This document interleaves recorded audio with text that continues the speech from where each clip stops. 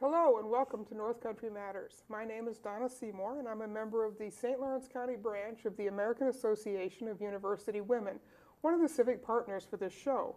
Today we have Steve Todd, the Jefferson-Lewis BOCES Superintendent, in the studio. Joining us is Ann Carvill, an education blogger and a former Potsdam Board of Education member. Steve, welcome back to North Country Matters. It's nice to have you back this semester. Thanks, Donna. Thanks, Ann. It's always a pleasure. Yes, as the superintendent of Jefferson-Lewis BOCES and a former assistant superintendent of St. Lawrence Lewis, you are in a unique position to understand the challenges that the 18 districts that you oversee and the 18 districts you used to oversee are facing this spring. And Yes. there's a lot of them, aren't there? Oh, yes. Oh, yes.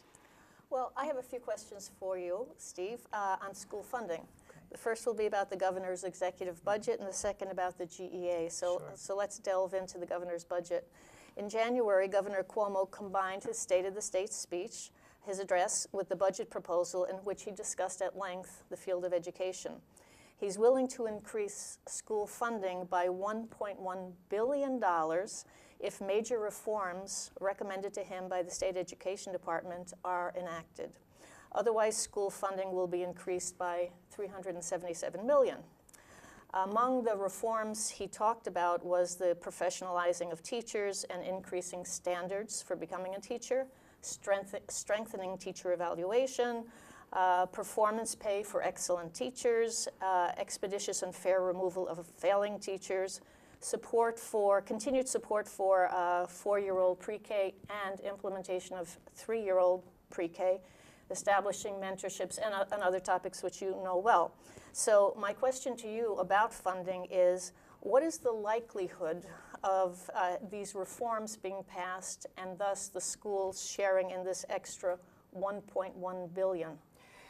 Well, if I could predict that, boy, I think there are a number of people in Albany and throughout the state who would love to have the answer to that, and I can't pretend to know how likely it's going to be. But what I can tell you is that the scenario that's been laid out presents tremendous challenges to our district, or to all of our districts.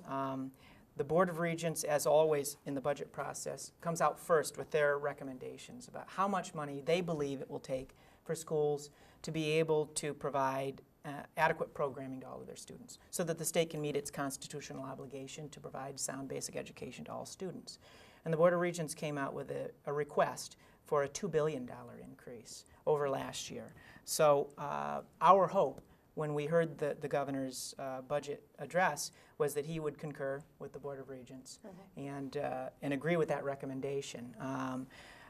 His $1.1 billion, which is the best case scenario among his proposals, is a little more than half what the Board of Regents, who govern and really study education, feel is necessary. So we're hopeful that as the governor and the Senate and the Assembly work through the negotiations, that they'll end up a good deal closer to where the Board of Regents started the conversation. But then even within the governor's proposal, as you mentioned, Dan, there are two major pathways. There's the $1.1 billion possibility if all of the reforms are passed by the Assembly and the Senate, or, as you mentioned, $377 million, which unfortunately we're not really sure where that money would go, because typically the governor, when he releases his, and every other year in modern memory, when the governor has released his budget, he's also released what is called the aid runs. Now what that means is there are a series of formulas that help to determine how much each district would receive, and it's a complex series of formulas. And they plug the numbers into it and they run it. And then out of that comes a printout, and the districts are able to say, this is how much we would get under the governor's proposal. The governor's office did not release those runs. So in addition to these two pathways where it's uncertain how the money would be distributed, districts do not know, how much they would get. But in scrutinizing the language of the governor's proposal, what the Conference of School Superintendents and others have found is, in spite of the fact that the governor has spoken about a $377 billion increase, the language explicitly states that if the governor's reforms are not passed, no district shall receive more money than they received last year. So what all districts are being told to expect right now is, if the reforms are not passed, they will get 0 or less. And probably 146 districts in the state will get less money under estimates. So we're looking at a very grim prospect for districts if the governor and the legislature don't come to agreement over which of the legislative package items are passed and how many of them have to pass for things to happen. So we're watching that very closely, but I must say I'm hopeful that they land much closer to where the Board of Regents said, because that's really what districts need. Right. Well, let's move on to something else that might be equally bad news, the GEA, Yes. which is the gap elimination adjustment.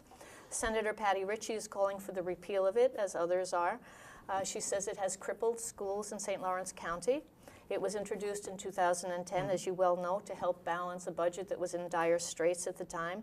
She says it has cost schools across New York State upwards of $8 billion since its implementation, and it has hurt rural districts like ours especially hard because we don't have a property wealth to compensate for the cuts in state aid. Where do you see the GEA headed? Well, I think I applaud Senator Ritchie and her colleagues for fighting to eliminate the gap elimination adjustment. 9 superintendents from my region joined me in meeting with Senator Ritchie at her Watertown office last week, and we discussed that matter. As I'm sure you're aware, the GEA really it was from the time a few years ago when there genuinely was a gap in the state's budget. The state would tell districts, this is how much aid you will get, and then would take some of it back to say, we're going to close our gap. We have a gap in our budget, we need some of your money back. Districts have lost a tremendous amount of money. All districts in the state were hit by the GEA, but as you said, poor districts are hurt worse. And it's been a horrendously destructive mechanism that's allowed the state budgets to be balanced, unfortunately, at the, on the backs of schools, and in many cases the poorest of schools. So I applaud Senator Ritchie for her efforts. The challenge, and what we urged Senator Ritchie to consider, and what I think all legislators were asking to consider, is that in restoring what remains of the GEA, because over the last couple of years, the GEA has been chipped away at, and districts have gotten certain amounts of it back. But not all districts are owed the same amount of money. So here's the challenge. The irony is we want to see the GEA gone. However, it's approximately $1 billion left that is owed to the districts of the state. Some districts are owed a lot, some are owed a little. I'll give you an example. In my region, Lafargeville Central School is owed a total of about $60,000 remaining in their GEA. Thousand Islands Central is owed over $600,000. So if, say for instance, we're looking at a governor's proposal of $1.1 billion, and almost all of that goes to GEA restoration, then some districts will be winners and some will be losers. And so we have to be very thoughtful about that. Unless the total aid package is large enough to pay off the GEA and also provide a healthy chunk of increase through the formula, then some districts are going to be hurt badly if all of the money goes to GEA. So that's what we asked Senator Ritchie, and we're grateful to her for her leadership and to her legislative colleagues for their willingness to help to eliminate GEA. But we ask that the funding, new monies, be distributed equitably between GEA restoration and formula, new monies through the formula, so that every district can get a reasonable increase, and it isn't winners and losers. Right. Because some of the districts that are owed a lot of money are rich, some are poor. Some that have very little coming to them are very rich and very poor.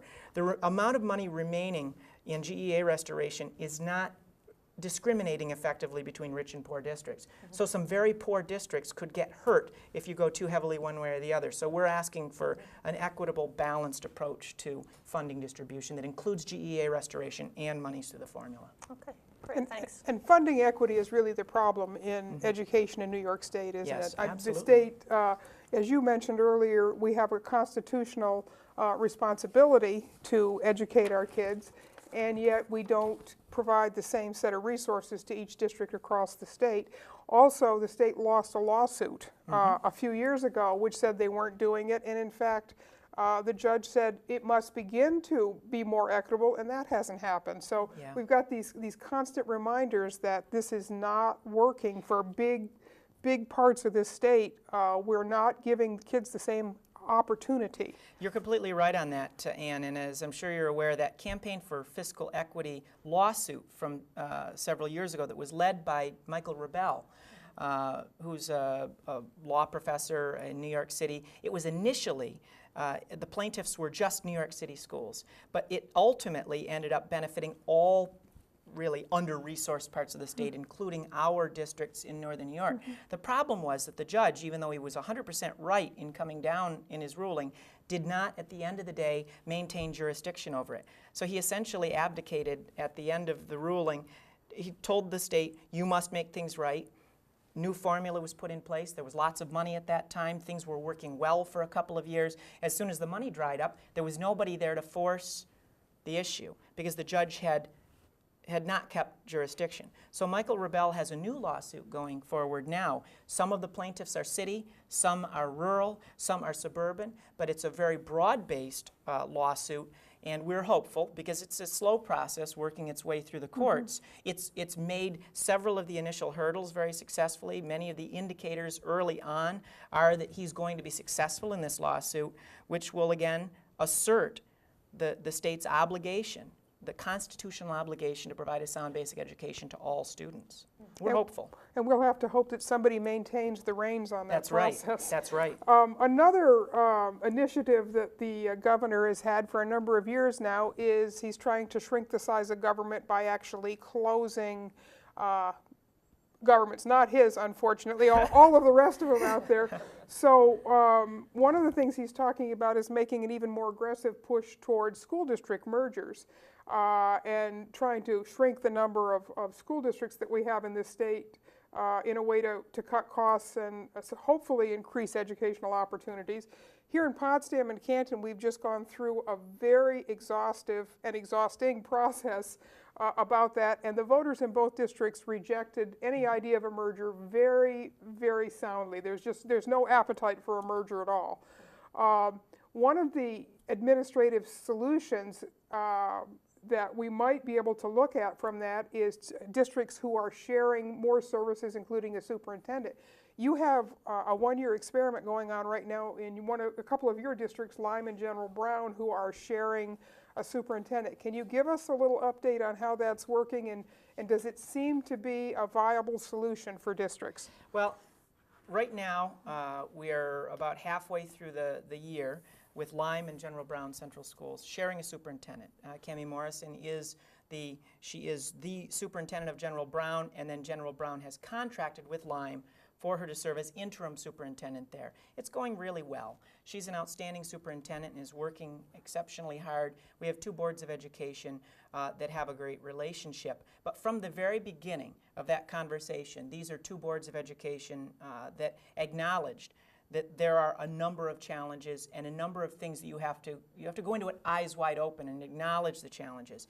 And I've been asked this a number of times. Would you encourage other districts to go down this road? Would you urge other districts to go down this road? And I think what those two districts would even tell you is this is something that is going to be probably very rare and something that is not going to be a good fit everywhere, because the stars have to align just right between districts for you to consider going down that road, because it really is a very challenging arrangement, and they've made a good go of it because I think they've worked very hard at it, and I commend them for that. But to say that other districts ought to go down that road, districts basically have to say to themselves right up front, you're sacrificing, number one, your superintendent's working tremendously hard, so you have to watch and make sure that he or she is not going to burn out. And secondly, you have questions with regard to access and visibility, because a person can't be two places at once. So the communities have to, eyes wide open right up front, say, we're making sacrifices if we are doing this.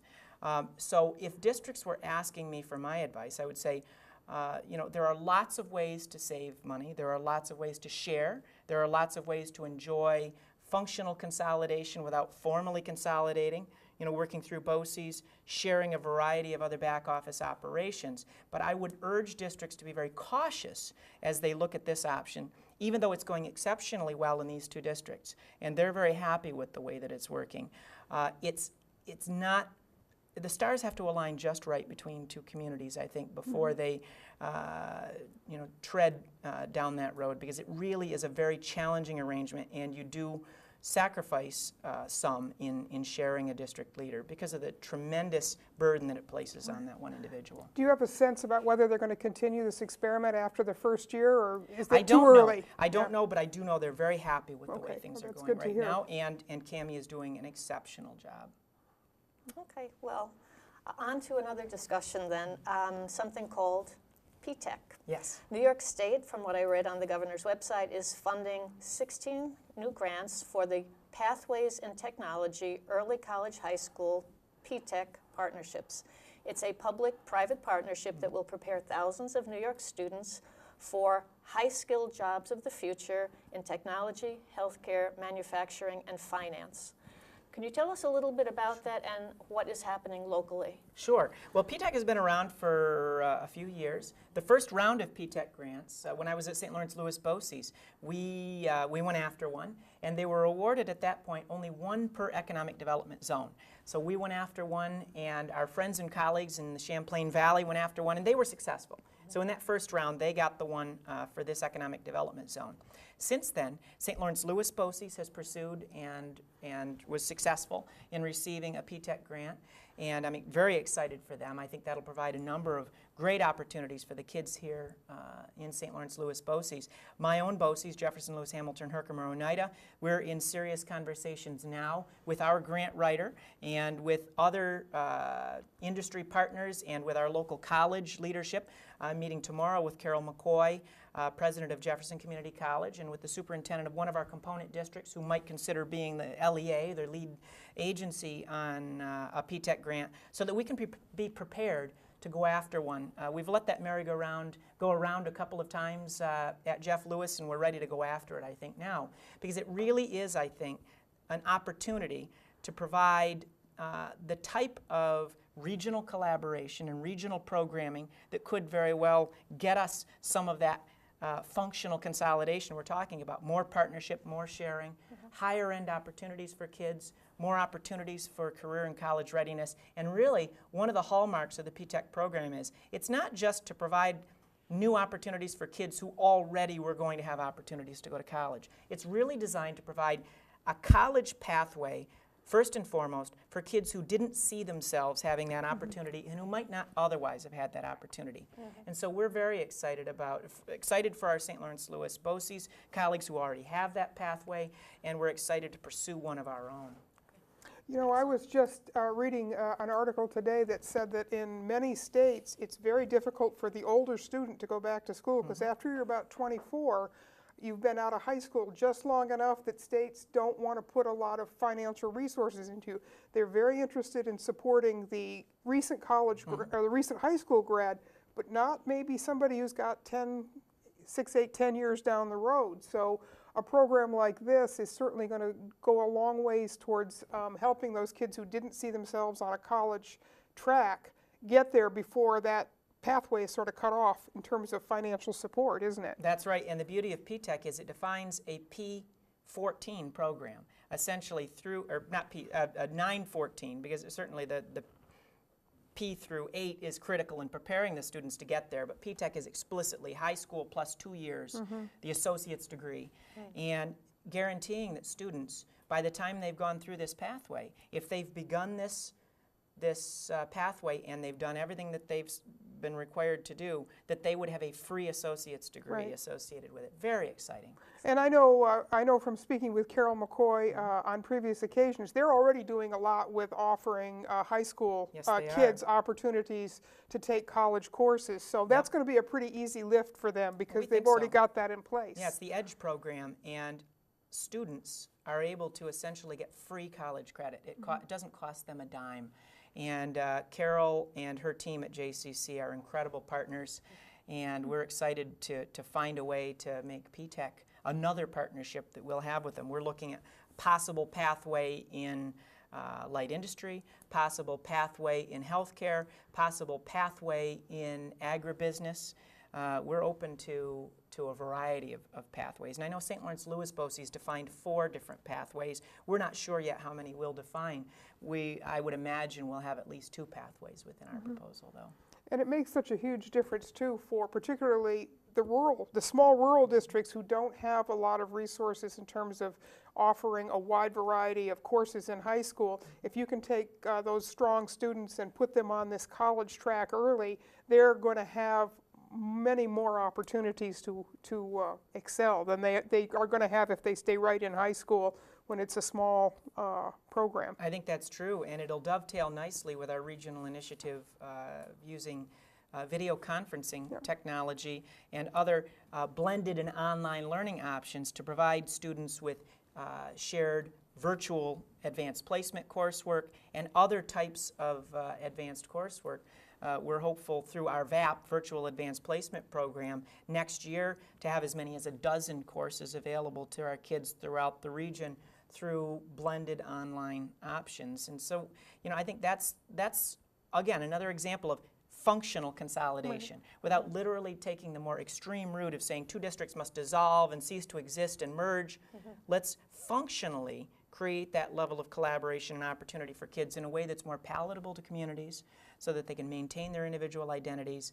And but that doesn't shortchange our young people. That's right. Yeah. And the key will be for the state to provide financial incentives for those types of functional consolidation opportunities that are comparable to the financial incentives that exist for merger. Because there are ample incentives for merger, and districts walk away from them because of the downsides to mergers. So if we could invest some of those monies in other types of less extreme forms of collaboration, I think we could really enhance opportunities for our kids, particularly in rural areas like this. Now, Steve, we want to take a few minutes to talk about a very exciting new opportunity that your BOCES district has with telemedicine. So let's flesh out a little bit about who's going to be able to take advantage of that and who the partners for that are. Yeah, we're very excited about this. Last year, our BOCES, as part of our Rural Utilities Service, RUS grant, which is through the Federal Department of Agriculture, received about $500,000 in grant monies to buy equipment for video conferencing, both for instructional and for telemedicine purposes. And explicitly in that grant, Jefferson-Lewis BOCES said we will pursue telepsychiatry services for our kids because, like so many other rural parts of New York State and the United States, our students and our families don't have adequate access to behavioral and mental health help. And more often than not, what happens is that if students and families are challenged by those needs, then if they don't receive the kind of support they need, then it turns into other challenges for the family and for the student that more often than not can lead to academic problems. If we get to the root causes of many student dropout cases, it's often untreated mental illness and behavioral health issues.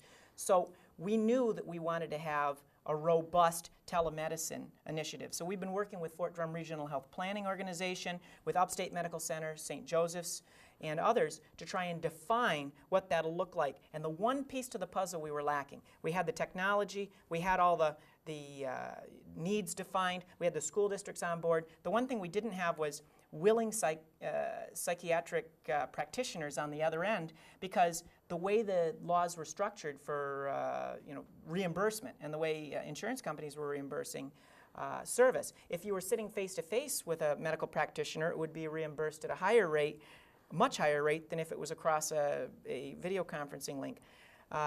Assemblywoman Addie Russell last month sponsored and successfully got passed through the Assembly and through the Senate and signed by the governor a piece of legislation that guarantees that practitioners must be reimbursed at an equal rate if it's done through video conferencing. So now we see opportunities, and again, just in the last few weeks, our friends and partners at the St. Lawrence Psychiatric Center have approached us about opening a clinic right on our campus in Watertown, where they will have staff right on site and can establish video conferencing links to psychiatrists. I can't tell you how excited we are about this, because now hundreds and hundreds and hundreds of consultations every year are going to be available to our kids and their families in a way that hasn't been available before. It's going to be so good for kids. It's going to be so good for our communities, and we're thrilled to death about this. Well, it's not only good for kids right now, but when you stop and think about the kind of intervention that you'll be able to provide at the beginning of a series of problems rather than at the end, which we know often ends up in the criminal justice system, Yes. which is not an appropriate placement for somebody with a behavioral or a dependency or other kinds of mental health problems. Certainly there's nothing about the criminal justice system that gets people better. So this sounds like such an exciting program. How early in a student's career is this service going to be available to them? How young can you actually take and start working with kids? You know, I don't know how young, actually. That's one piece we haven't discussed explicitly with our friends and partners at St. Lawrence Psychiatric Center. But I presume probably as early as the need is defined, because I think they work with students at all ages. And there isn't, to my knowledge, any limitation on how young the student could be if there's a need. The beauty is suddenly now we're going to have access that wouldn't have been available before, and we're so grateful to our friends and partners there and those who made available the monies through the Rural Utilities Service grant. And the stars, again, seem to be aligning quite nicely here for something that's going to be, I think, a major game changer for our kids. And it's going to be good for their health, but we're also going to see benefits down the road academically, because kids who might have spiraled out of control and then academically spiraled out of control besides, now we're going to be able to proactively help them early on, keep them on track, and it'll be a wonderful support for families and communities and schools. Technology is really the key here, isn't it? Yes, it is. For academic, for medical, for all kinds of different ways, our increasing ability to leverage technology to achieve these goals it's turning around rural areas like ours, where before everything was a barrier. And technology is taking away some of those kinds of barriers that have always stood in the way. Absolutely. So in our last couple minutes, we mentioned a little bit earlier about advanced placement. We know there's a recent report that was out that a lot of rural areas are at a disadvantage when it comes to offering advanced placement, but it sounds like through some of the programs you're working on, again, technology is leveraging, is going to make access much, much more available to kids in places where you couldn't physically put a teacher to offer an advanced placement. Yes, it's going to level the playing field for our kids. We're very excited about that, and done in a very cost-effective fashion. Right. That's the beauty. Doing more with less, providing our kids with the kind of opportunities kids have been provided in more affluent parts of the state by using technology and really by collaborating. It's districts scheduling together, working together. Right now, for instance, we're running one course in a blended online fashion, AP Biology, and there are couple students from this district, couple students from that district. Lafargeville Central, for instance, has not previously had any AP classes, and there are at least three students from there, I think it's 3 or more, who have participated in this course.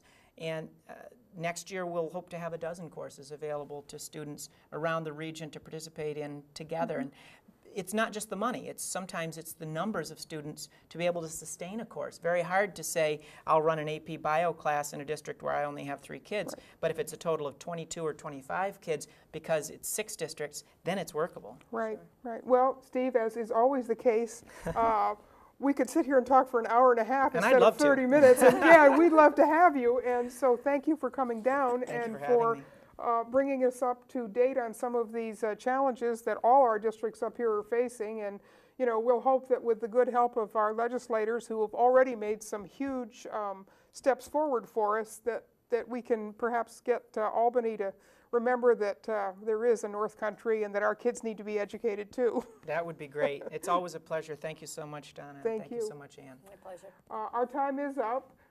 These conversations are a production of North Country Matters, which is produced here in the studios of WCKN on the campus of Clarkson University.